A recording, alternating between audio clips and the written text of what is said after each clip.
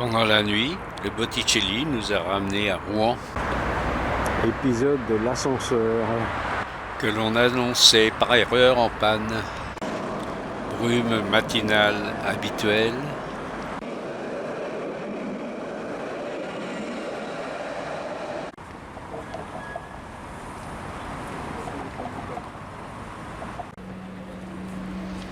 C'est Victor Hugo qui immortalise cette expression, Rouen, la ville aux 100 clochers, ce qui était d'ailleurs vrai à la veille de la Révolution, dans un poème, Les feuilles d'automne.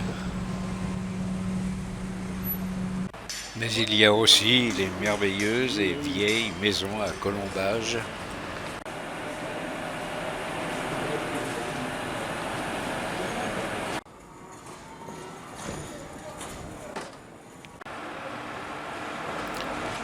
Suite aux nombreux bombardements subis en 1944, la reconstruction a permis d'alterner bâtiments en pierre et maisons à colombage restaurées.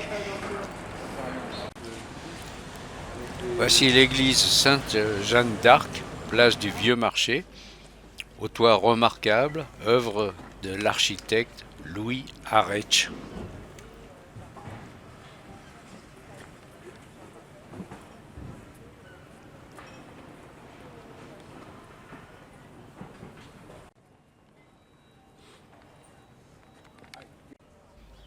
En bordure de la place du Vieux Marché,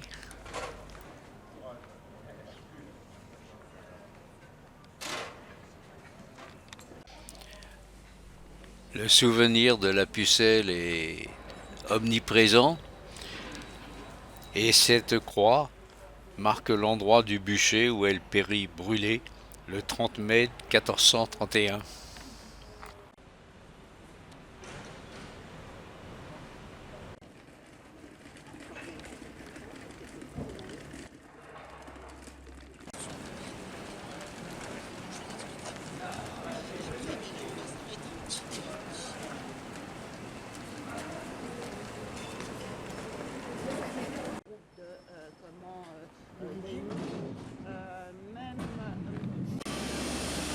La solidité de certaines maisons anciennes ne peut que nous confondre.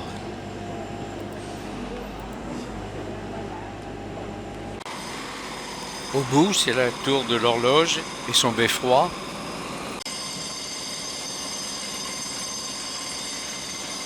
Au Moyen Âge, on disait une horloge ou un horloge. C'est à partir du XVIe siècle qu'on en a fixé le genre des mots.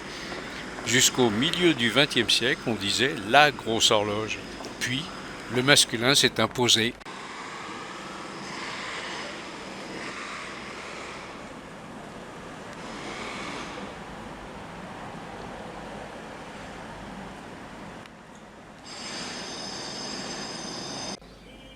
Les travaux de construction ont duré 9 ans à cause du mauvais état des finances de la ville et se sont terminés en 1398 par Jehan de Bayeux, fils. Le gros horloge n'a qu'une aiguille, c'est délibéré, car au Moyen Âge, la précision horaire à la minute n'était pas une nécessité. Partout, les moutons rappellent l'importance du travail de la laine et de l'industrie drapière. Par ailleurs, l'agneau pascal, au centre de l'arcade, symbolise les armes de la ville. Le côté ensoleillé du gros horloge. On approche de la cathédrale par l'arrière, avec sa flèche en restauration. La cour souveraine de Normandie a été créée par une ordonnance de Louis XII et mue en Parlement de Normandie par François Ier dès 1515. Édifice civil gothique commencé en 1499 mais achevé longtemps après.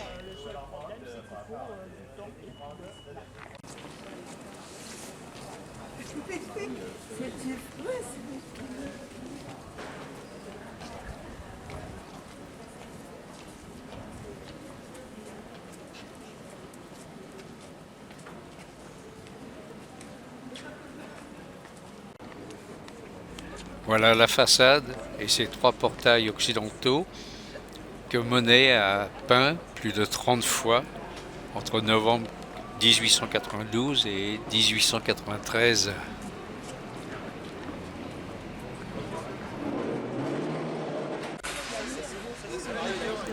La façade est richement décorée de 70 figures sculptées entre 1362 et 1420.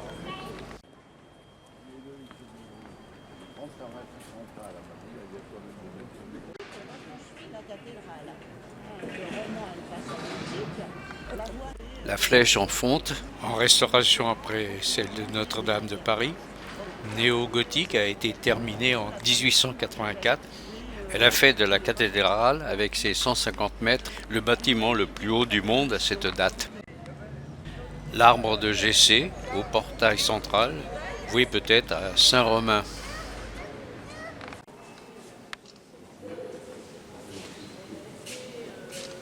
La nef gothique, de 28 mètres de haut, présente 4 niveaux d'élévation, comme dans les cathédrales du tout début du gothique. Dès 1240, l'essentiel de la cathédrale est construit.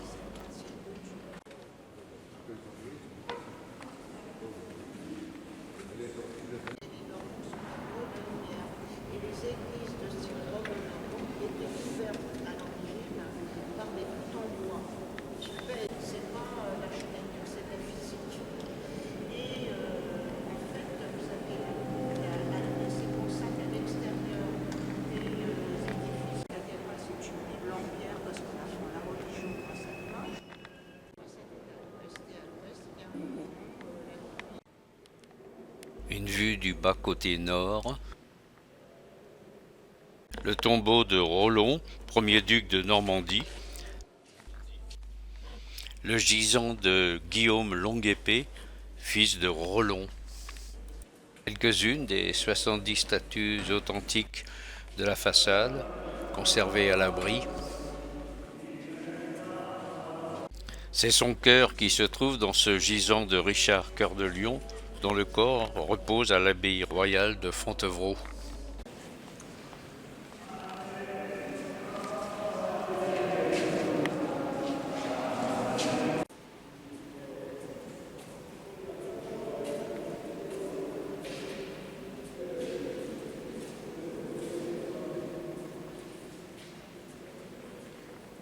Jésus sortit dehors, portant la couronne d'épines, et Pilate déclara « Ecce homo ».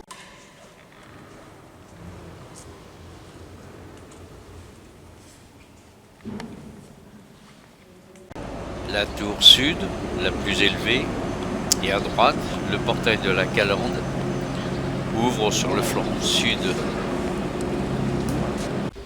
D'ici, on aperçoit bien la base de la flèche en fonte, remplaçant, entre 1825 et 1875, celle de bois incendiée.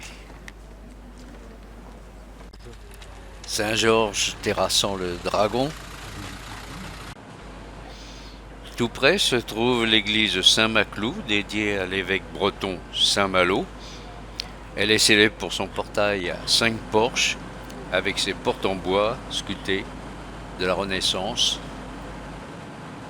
Pour elle aussi, la flèche a été ajoutée au XIXe siècle. Fontaine aux enfants pisseurs sur le côté gauche.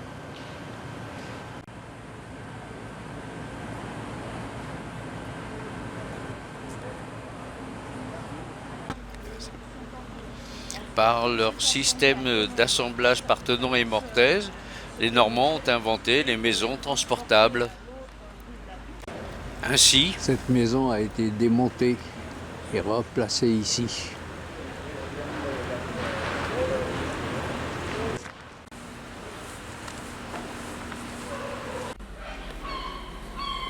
Saint-Maclou sous le soleil.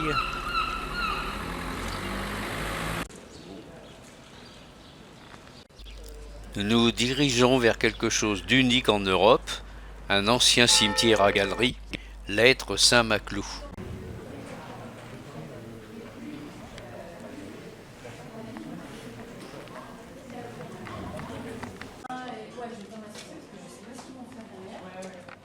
À cause de la crise démographique au XIVe siècle liée à la guerre, Rouen est amené à créer un cimetière à galeries où on entassait les ossements des victimes de la peste et de la famine.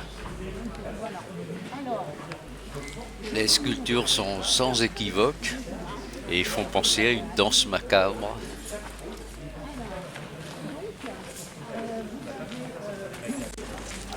Rénové au XVIIe siècle, l'être Saint-Maclou prend une nouvelle vocation tournée vers l'éducation, école pour jeunes garçons puis de jeunes filles, école des beaux-arts.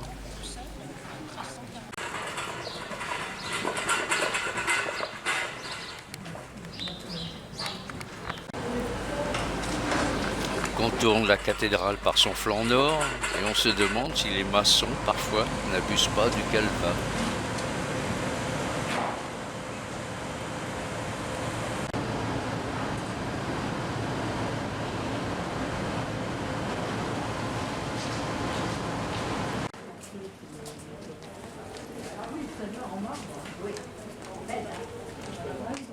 L'évêque a décidé qu'il ferait percer un portail latéral. Et au XIVe siècle, la décoration est toujours circulaire. Elles sont très belles, les rosaces.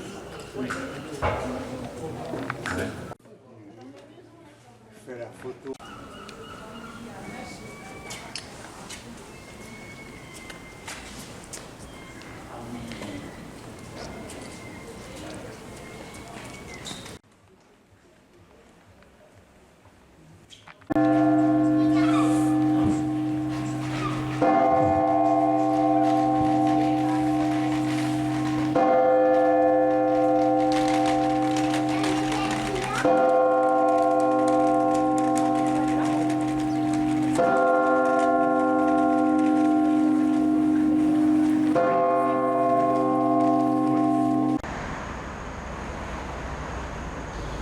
Enchanté de cette visite de Rouen avec humour et sous le charme de ces vieux quartiers, nous rejoignons notre Botticelli.